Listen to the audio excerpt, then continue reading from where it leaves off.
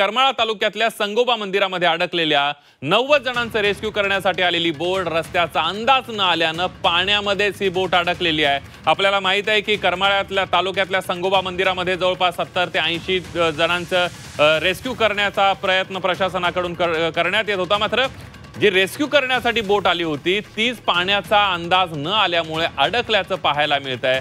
सोलापूरच्या करमाळा तालुक्यातली घटना आहे आणि बोट अडकल्यामुळे हे रेस्क्यू ऑपरेशन सध्या थांबल्याची परिस्थिती आहे। थेट जाऊयात पुन्हा एकदा आपले प्रतिनिधी सचिन कसबे आपल्या सोबत आहेत। सचिन, करमाळा तालुक्यातील संगोबा येथे 90 लोक अडकलेले आहेत। कालपासून हे लोक अडकले, त्यांच्या सुटकेसाठी आज एनडीआरएफचं पथक बोलवण्यात आलं होतं आणि ही बोट पाण्यामध्ये गेली असता कटाड्याला अडकलेली आहे।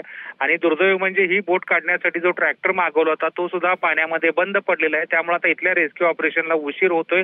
ही बोटच काढण्यासाठी वेळ जाणार आहे। त्यामुळे अंधार पडण्यापूर्वी या लोकांना रेस्क्यू करणं फार महत्त्वाचं असणार आहे, कारण सीना नदीची पाणी पातळी वाढते, पाण्यामध्ये प्रचंड वेग आहे।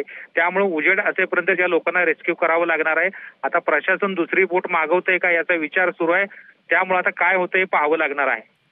अगदी सचिन, धन्यवाद। या सगळ्या पावसाच्या आणि सगळ्या बचाव कार्यासंदर्भातले अपडेट तुमच्याकडून जाणून घेत राहणार आहोत। तुर्तास धन्यवाद दिलेल्या सविस्तर माहितीबद्दल।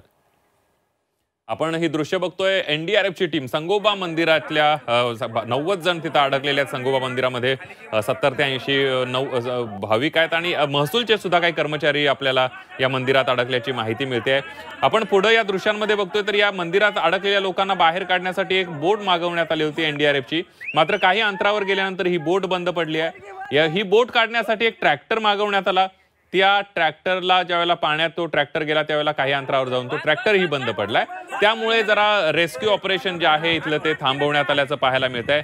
अंधार होण्या अगोदर या लोकांना रेस्क्यू करण्यासाठी प्रशासनाचा प्रयत्न सुरू होता, मात्र बोट अडकली। बोटीला बाहेर काढण्यासाठी गेल्या ट्रॅक्टर बंद पडला, त्यामुळे प्रशासनाचा थोडासा खोळंबा झाल्याचं पाहायला मिळतंय।